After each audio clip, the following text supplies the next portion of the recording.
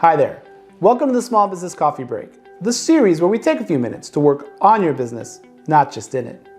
Today we're talking with Diane Snider of RevLocal about how important is the language in your targeted ads. Diane has been helping small businesses get found online since 2020. So grab a cup of coffee and let's get into it.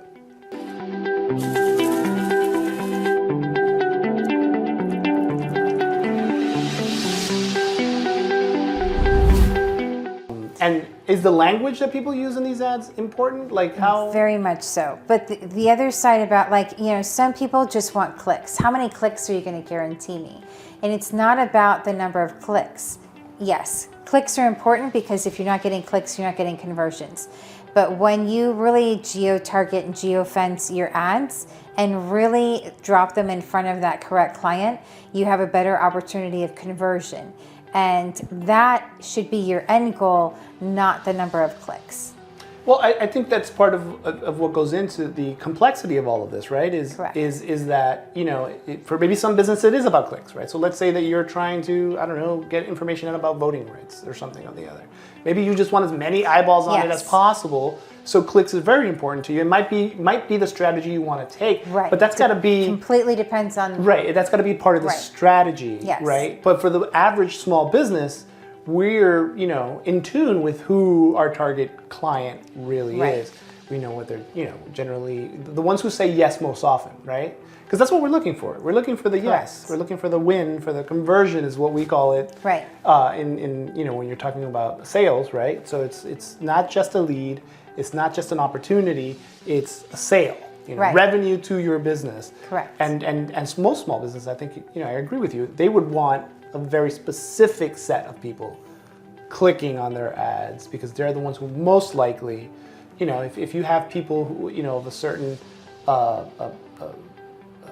let's say you're a business that sells construction uniforms, right? And I'm in the insurance business and don't need construction uniforms. It's like if I'm clicking on your ad, that's just a giant waste of dollars. Correct. Right? So if you're just maybe looking for uniforms or a business branding, clothing or something of that nature might be a little too broad versus, construction equipment, uniforms, Miami, cheap. I don't know, whatever the words that your customers are looking for. And that's the value of having somebody help you with your ad campaign that knows what they're doing, because they literally know how to optimize your campaigns to get you in front of that ideal client. And it is a process. It's not a one and done. I have a lot of clients that are like, I just want to run ads for a month or two. You're not giving your ad campaign enough time to build the authority and credibility with Google or with your clients, because people, generally speaking, aren't clicking on an ad the first time they see it. It may be the 5th time, the 7th time, the 25th time. Depends on whether it's on Google or social, that type of thing. So the longer you have your ad campaign out there, the more success you tend to have if you're optimizing it. If you're not optimizing, you set it and leave it, then it will tend to decline over time as well, because people stop looking at it because they've seen the same ad over and over, so they no longer see it. It's there, but you're not keeping your brand front of mind. You've become boring. So they're just going to keep pushing past you.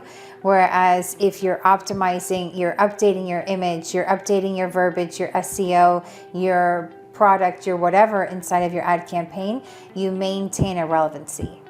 And it gives and I guess what it does is you also never know where in the buyer's journey the customer is when they're looking for that, right? So buyer's journey meaning being they had an idea, right, to actual purchase, and there's a long tail for some decisions for them to make. A roofer, for instance, it could be a really long time before they decide to actually pull that trigger from when they started researching, as opposed to what they want to look for, right? And so if they see the ad the first time they look, but not the next 4 times they look, you're not getting chosen.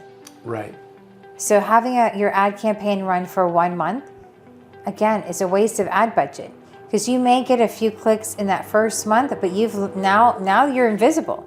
So you've lost relevancy and visibility. So having your ad campaign, if you're going to run an ad campaign, utilize it, optimize it, work it, make it work for you, and then make sure you're getting in front of your ideal client. And then once you do that, really pay attention to what's working, what keywords are working for you, how people are finding you, what their demographic is, and really like lean on that.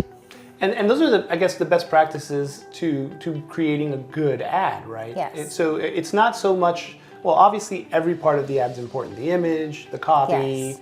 The words that people use and going. If you have any questions you'd like to ask Diane, ask them in the comments, or her contact information is in the description.